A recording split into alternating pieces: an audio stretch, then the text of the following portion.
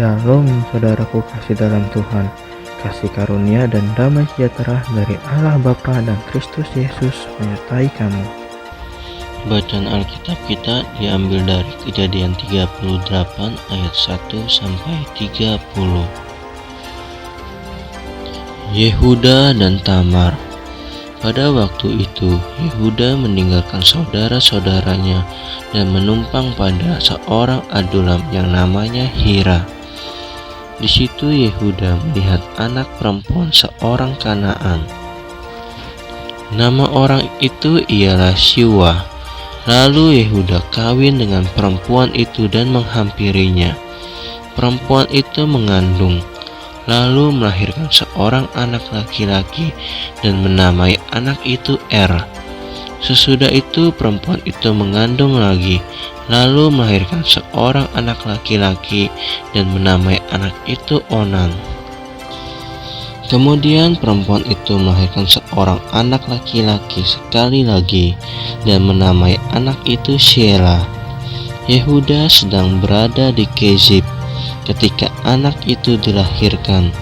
Sesudah itu Yehuda mengambil bagi Er anak sulungnya seorang istri yang bernama Tamar.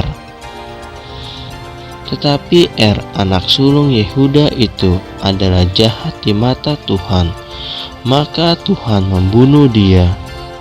Lalu berkatalah Yehuda kepada Onan, "Hampirilah istri kakakmu itu, kawinlah dengan dia sebagai ganti kakakmu, dan bangkitkanlah keturunan bagi kakakmu." Tetapi Onan tahu bahwa bukan ia yang mempunyai keturunannya nanti. Sebab itu setiap kali ia menghampiri istri kakaknya itu, ia membiarkan maninya terbuang, supaya ia jangan memberi keturunan kepada kakaknya. Tetapi yang dilakukannya itu adalah jahat di mata Tuhan, maka Tuhan membunuh dia juga. Lalu berkatalah Yehuda kepada Tamar menantunya itu, "Tinggallah sebagai janda di rumah ayahmu sampai anakku Shela itu besar," sebab pikirnya, jangan-jangan ia mati seperti kedua kakaknya itu. Maka pergilah Tamar tinggal di rumah ayahnya. Setelah beberapa lama, matilah anak Syuwa istri Yehuda. Habis berkabung pergilah Yehuda ke Timna kepada orang-orang yang menggunting bulu domba-dombanya bersama dengan Hira sahabatnya orang Adulam itu. Ketika dikabarkan kepada Tamar, bapa mertuanya sedang di jalan ke Timna untuk menggunting bulu domba-dombanya, maka ditanggalkannya pakaian kejandaannya. Ia bertelekung dan berserubung, lalu pergi duduk di pintu masuk ke Enam yang di jalan ke Timna. Karena dilihatnya bahwa Shela telah menjadi besar dan dia tidak diberikan juga kepada Shela itu untuk menjadi istrinya. Ketika Yehuda melihat dia, disangkanyalah dia seorang perempuan sundal karena ia menutupi mukanya. Lalu berparinglah Yehuda mendapatkan perempuan yang di pinggir jalan itu serta berkata, "Marilah, aku mau menghampiri engkau," sebab ia tidak tahu bahwa perempuan itu menantunya. Tanya perempuan itu, "Apakah yang akan kau berikan kepadaku jika engkau menghampiri aku?" Jawabnya, "Aku akan mengirimkan kepadamu seekor anak kambing dari kambing dombaku." Kata perempuan itu, "Asal engkau memberikan tanggungannya sampai engkau mengirimkannya kepadaku." Tanyanya, "Apakah tanggungan yang harus kuberikan kepadamu?" Jawab perempuan itu, "Cap materaimu serta kalungmu dan tongkat yang ada di tanganmu itu." Lalu diberikannya semua itu kepadanya, maka ia menghampirinya. Perempuan itu mengandung daripadanya. Bangunlah perempuan itu, lalu pergi. Ditanggalkannya telekungnya dan dikenakannya pula pakaian kejandaannya.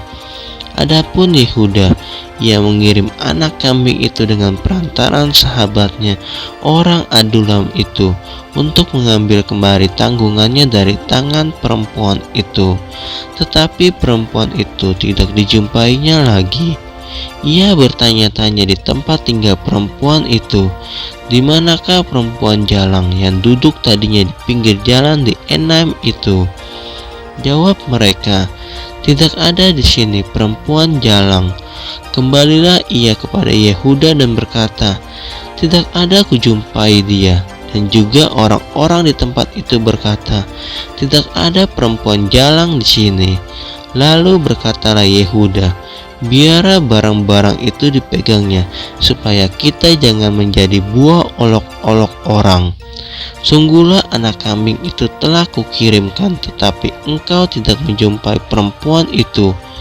Sesudah kira-kira 3 bulan dikabarkanlah kepada Yehuda, Tamar menantumu bersundal, bahkan telah mengandung dari persundalannya itu. Lalu kata Yehuda, bawalah perempuan itu supaya dibakar. Waktu dibawa, perempuan itu menyuruh orang kepada mertuanya mengatakan, dari laki-laki yang empunya barang-barang inilah aku mengandung. Juga dikatakannya, periksalah siapa yang empunya cap materai serta kalung dan tongkat ini. Yehuda memeriksa barang-barang itu lalu berkata, bukan aku, tetapi perempuan itulah yang benar, karena memang aku tidak memberikan dia kepada Shelah anakku, dan ia tidak bersetubuh lagi dengan perempuan itu. Pada waktu perempuan itu hendak bersalin, nyatalah ada anak kembar dalam kandungannya, dan ketika ia bersalin, seorang dari anak itu mengeluarkan tangannya, lalu dipegangnya oleh bidan. Diikatnya dengan benang kirmizi, serta berkata, inilah yang lebih dahulu keluar.